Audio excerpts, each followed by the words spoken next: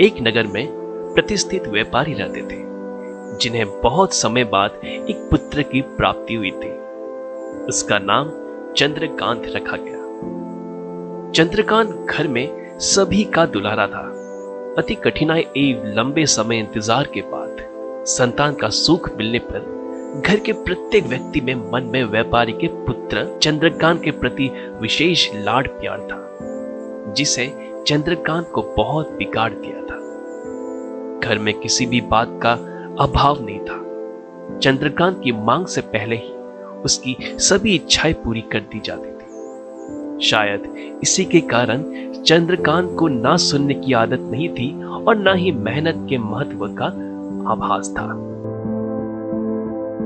चंद्रकांत ने जीवन में कभी अभाव नहीं देखा था, इसलिए उसका नजरिया जीवन के प्रति बहुत अलग था। और वही व्यापारी ने कड़ी मेहनत से अपना व्यापार बनाना था। ढलती उम्र के साथ व्यापारी को अपने कारोबार के प्रति चिंता होने लगी थी। व्यापारी को चंद्रकांत के व्यवहार से प्रत्यक्ष था कि उसके पुत्र को मेहनत के फल का महत्व नहीं पता।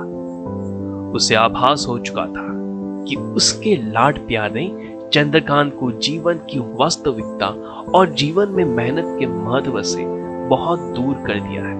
गहन चिंतन के बाद व्यापारी ने निश्चय किया कि वो चंद्रकांत को मेहनत के फल का महत्व स्वयं सिखाएगा, चाहे उसके लिए उसे कठोर ही क्यों ना बनना पड़े। व्यापारी ने चंद्रकांत को अपने पास बुलाया और बहुत ही तीखे स्वर में उससे बात की। उसने कहा कि तुम्हारा मेरे परिवार में कोई अस्तित्व नहीं है, तुमने मेरे कारोबार में कोई योगदान नहीं दिया और इसलिए मैं चाहता हूं कि तुम अपनी मेहनत से धन कमाओ, तभी तुम्हें तुम्हारे धन के मुताबिक 2 वक्त का खाना दिया जाएगा। यह सुनकर चंद्रकांत को ज्यादा कोई फर्क नहीं पड़ा।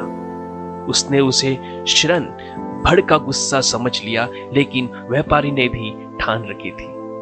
उसने घर के सभी सदस्यों को आदेश दिया कि कोई चंद्रकांत की मदद नहीं करेगा और ना ही उससे बिना धन के भोजन दिया जाएगा। चंद्रकांत को सभी बहुत प्यार करते थे, जिसका उसने बहुत फायदा उठाया। वो रोज किसी न किसी के पास जाकर धन मांग लाता और अपने पिता को दे देता, और व्यापारी उसे उन पैसों के कुएं में फेंकने का बोलता, जिसे चंद्रकांत बिना किसी अड़चन के फेंक आता और उसे रोज भोजन मिल जाता। ऐसे कई दिनों तक चलता रहा, लेकिन अब घर के लोगों को रोज रोज धन देना भारी पड़ने लगा। सभी उससे अपनी करनी काटने लगे, जिस कारण चंद्रकांत को मिलने वाला धन कम होने लगा और उस धन के हिसाब से उसका भोजन भी कम होने लगा। एक दिन चंद्रकांत को किसी ने धन नहीं दिया और उसे अपनी भूख को शांत करने के लिए गांव में जाकर कार्य करना पड़ा। उस दिन वो बहुत देर से थका हारा व्यापारी के पास पहुंचा और धन देकर भोजन मांगा। रोज के अनुसार व्यापारी ने उसे वो धन कुएं में फेंकने का आदेश दिया, जिसे इस बार चंद्रकांत सहजता से स्वीकार नहीं कर पाया और उसने पलटकर जवाब दिया, पिताजी, मैं इतनी मेहनत करके पसीना बहाकर इस धन को लाया और आपने मुझे एक क्षण में इसे कुएं में फेंकने कर दिया। यह सुनकर व्यापारी समझ गया कि आज चंद्रकांत को मेहनत के फल का महत्व समझ आया है।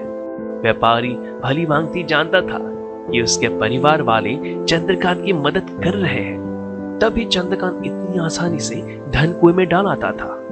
लेकिन उसे पता था एक न एक दिन सभी परिवार चंद्रकांत से कन्नी काट लेंगे। उस दिन चंद्रकांत के पास कोई विकल्प शेष नहीं होगा। व्यापारी ने चंद्रकांत को गले लगा लिया और अपना सारा कारोबार उसे सौंप दिया।